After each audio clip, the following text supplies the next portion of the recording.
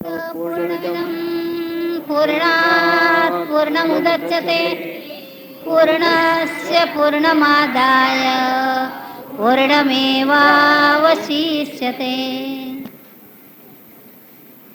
વરસાદ હોય, કાળ હોય, તડકો હોય, પણ ભક્તિને કંઈ નડતું નથી.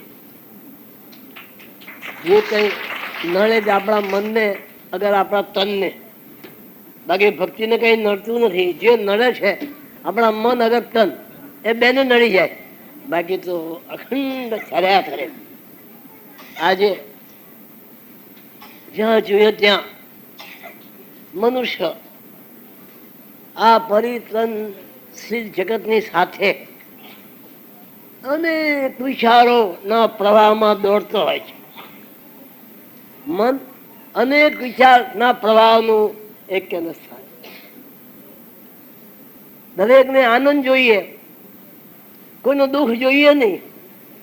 દરેકને આનંદ જોઈએ. તો આનંદ શું વસ્તુ છે એ બધા આપણે જાણી ન શકીએ. પહેલા ધર્મ શું છે? જ્યાં સુધી ધર્મ ન જાણો ત્યાં સુધી આનંદની વ્યાખ્યા તમને નહીં ખબર પડે. ધર્મ ન જાણો ત્યાં સુધી આનંદની વ્યાખ્યા તમને ન ખબર પડે. ધર્મ એમ નથી કહેતો તમે દુઃખી થાવ. ધર્મનો કોઈ આદેશ નથી. ધર્મ તો આનંદની ખોજ છે, આનંદની શોધ છે. ધર્મ એટલે તો આપણે ભગવાને સચ્ચિદાનંદ કીધું. સચ્ચિદાનંદ, આનંદ, સચ્ચિત આનંદ, સચ્ચિદાનંદ. એટલે જ ભગવાને સચ્ચિદાનંદ કીધું છે. કારણ કે ત્યાં આનંદ છે. આનંદ ક્યાં છે? એટલે ધર્મ એ આનંદની ખોજ છે અને પરમ આનંદની ખોજ છે. છોટા છોટા ધર્મો આપણો આનંદ, છોટા છોટા આનંદ. આનંદને પરમાત્મા તરફ જવાની સીડી બનાવવી જોઈએ, એને પગથિયા બનાવવા જોઈએ. ક્રમે ક્રમે ક્રમે ક્રમે ચડતા ચડતા તમે આનંદને પામ્યો. આનંદ સંસારમાં નથી. એ તો કેવળ તમારી ઇન્દ્રિયોને તોષવાનું, ઇન્દ્રિયોને પોષણ આપવાનું, બાકી આનંદ નથી. એની સીડીઓ બનાવો. કોઈ જો એમ કહેતું હોય કે સંસારના સુખ છોડી દઈને પરમાત્મા મળે, અસંભવ વાત છે. કોઈ પણ નહીં. સંસારના સુખ છોડી દઈ પરમાત્મા મળે એ વાત તદ્દન જૂઠી છે. તમારે સંસારમાં રહીને જ એને આપણે મેળવવો છે. તો કેવી મેળવીએ? તો સત્સંગ કરીએ. અમે સત્સંગમાં જ અમને ખબર પડી જાય. સત્સંગમાં જ અમને ખબર પડી જાય. ઘણા કે છે કે જયારે રામની કથા થતી હોય ત્યારે હનુમાનજી આવીને બેસે. રામની કથા થતી હોય ત્યારે હનુમાનજી આવે જ. એ શું કે એ શું બતાવે છે? ત્યાં તમને હનુમાનજી દર્શન કરવાના. સત્સંગમાં જાઓ, રામના તો દર્શન થાય, સાથે હનુમાનજીના પણ દર્શન કરવાના. કારણ કે ત્યાં હાજર જ હોય. પણ એને ઓળખવા માટે આપણે સદગુરુની કૃપા જોઈએ, સદગુરુનું સાનિધ્ય જોઈએ, એનો વિશ્વાસ જોઈએ. તો જ તમારો કાંઈક ઝરૂકો ખુલી જાય, તો જ તમારા ભાગ્યનો ઝરૂકો ખુલી જાય. અને એ ઝરૂકો ખુલ્યા પછી તમે એમ માનો તમે શાશ્વત પદને પહોંચી જાઓ. શાશ્વત પદને પહોંચી જાઓ. આજે સંસાર એક પાઠશાળા છે, જે આપણને શીખવાડે ભાઈ ફૂલ જુઓ, ખરેખર તાજું ફૂલ જો હાથમાં લઈએ કેટલું સુંદર, કેટલું એક ઘડી જીવવાનું છે, એક ક્ષણ જીવવાનું છે, પણ શાશ્વતની ઝડક આપી જાય.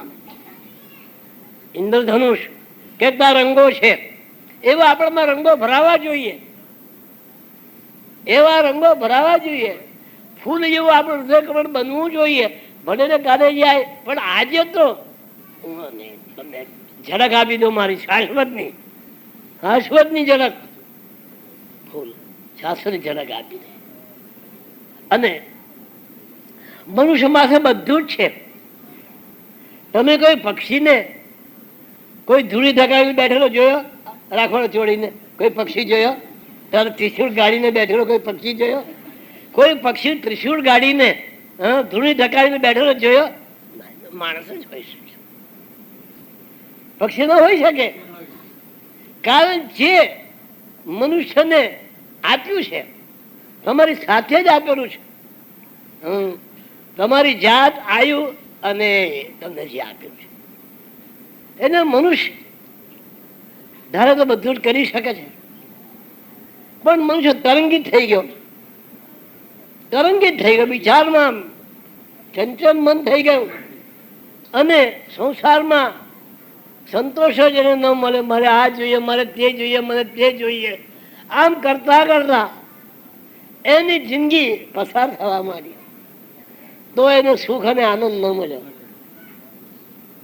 આનંદ કોષ આપણામાં છે, બીજા બધા પ્રાણીઓમાં 4 કોષ: અન્નકોષ, પ્રાણમય કોષ, અન્નકોષ, પ્રાણમય કોષ, મનોમય કોષ અને વિજ્ઞાનમય કોષ. ત્યારે આપણામાં આનંદમય કોષ.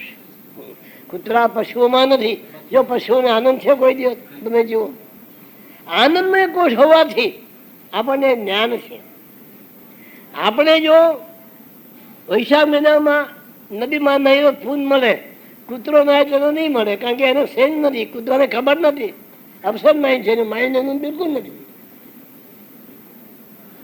એટલે આપણે મનુષ્ય જે પૃથ્વી પર જન્મ્યો છે અને તે લેનદેનના બજારમાં हम सबकी आस्था का धाम ब्रह्मलीन परम पूज्य श्री साने दादा की अखंड धुनी धृतिमान नाथ संप्रदाय के वर्तमान गादीपति विश्ववंदनीय परम पूज्य श्री छोटे दादा का संकल्प प्रण हजारों लाखों श्रद्धालुओं का दुख दूर करने वाला प्रेम और भक्तों की अपार श्रद्धा का धाम, वो है हमारा नवनाथ धाम, ब्रह्मलीन परम पूज्य श्री साने दादा समाधि मंदिर।